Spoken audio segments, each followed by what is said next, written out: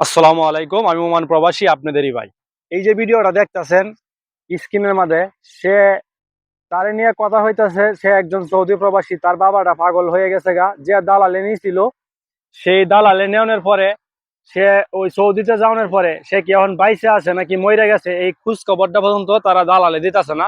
অথচ সেই দালাল কিন্তু ওই সৌদিতে আছে। তো এই ভিডিওটা করার উদ্দেশ্য হইতাছে, তার বাবাটা পাগল হয়ে গেছে গা, তার বাবার পায়ের মধ্যে জিন দিয়া বাইন্ধে রাখছে। তো আমরা যারা আছি বিভিন্ন সময় দালালের চক্রান্তর মধ্যে, দালালর মনে করেন যে টাকা পয়সা যখন আমাদেরকে বলে বেতন পাবো এত, স্যালারি এত এত, এইগুলা কথা শুই না আমরা কিন্তু দালালের মাধ্যমে এই বিদেশে আসি। তো অবশ্যই ভাই বিদেশে আসবো আমরা, কিন্তু আসার আগে ভালো একটা মাধ্যমের মধ্যে আসতে হবে।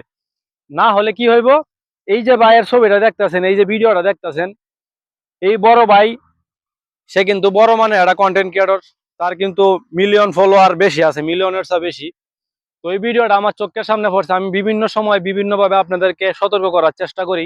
যেহেতু আমি এই প্রবাসে আছি, দালালের চক্রান্তের মধ্যে কিন্তু মোটামুটি সবাই এরকম ভাবে আইয়া ফাইসা জায়গা।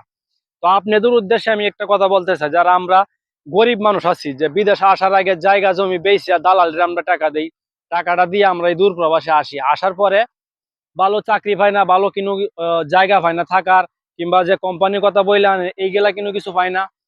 বিভিন্ন সময় আমাদেরকে বিভিন্ন হ্যারাসমেন্ট হইতে হয়। তো এই জন্য ভাই আপনাদেরকে কাছে বিনীত অনুরোধ করে বলি আমি, যারা বিদেশ আইতে চান ভালো একটা মাধ্যমের মাধ্যমে আসেন, ভালো একটা মানে ট্রেন লাইন মানে ভালো একটা মানুষ দেখে তারপরে আসেন, যাচাই বাছাই করেন। মানুষের কথা শুনলেন যে এই লোক ভালো, তার কাছে টাকা দিয়ে আপনি বিদেশ আয়া পড়লেন, তারপরে আপনি কোনো কিছু পাইবেন না, এটা কিরকম হইলো? তো সবার কাছে আমার বিনীত ভাবে অনুরোধ থাকবে এটাই, এই যে আজকে তার বাবাটা পাগল হয়ে গেছে গা, পায়ের মধ্যে জিন দিয়া বাঁধে রাখছে, পায়ের মধ্যে জিন দিয়া বাঁধে রাখছে।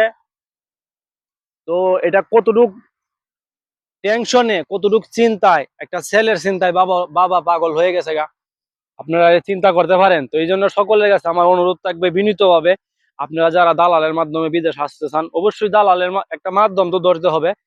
তো আসার আগে অবশ্যই সেই মাধ্যমটা শক্ত আছে কিনা, মাধ্যমটা কি চোরা কারবারে কিনা, বাটপার কিনা, এইগুলা কিন্তু আপনাকে যাচাই করতে হবে। কিংবা আপনার কোনো প্রবাসে যদি কেউ থাকে যে আমি এই কোম্পানিতে যাইতে চাই, এটা কি গেলে কি ভালো হবে নাকি, যাচাই বাছাই করবেন। তারপরে আপনি বিদেশে আসার মানে একটা পদক্ষেপ নিবেন। এর আগে আপনাদের কাছে বিনীতভাবে অনুরোধ থাকবে, বিদেশে আপনারা আসবেন না, আসবেন না। এরকম ভাবে বহুত মানুষ এই দূরপ্রবাসে আইসা চক্রান্ত শিকার হয়। কিন্তু আসার পরে কিন্তু আপনি যাওয়ার যে একটা আছে, এটা কিন্তু আপনি চাইতে পারবেন না, চাইলেই কিন্তু আপনি যাইতে পারবেন না। কারণ আপনি পিছনে লক্ষ লক্ষ টাকা রেন করে এই দূরপ্রবাসে আইছেন, সকলের বাপের এই জমিদারি নাই গিয়া, অনেকে রেন কইরা এই দূরপ্রবাসে আসি। তো এই জন্য মাথাটা খুইলা, চোখটি খুইলা, তারপরে মনে করেন কাজ কাম কইরা সামনের দিকে আগাইতে হইব, বিদেশ আইতে হইব। বিনীতভাবে অনুরোধ থাকলো আপনাদের কাছে। সালামু আলাইকুম।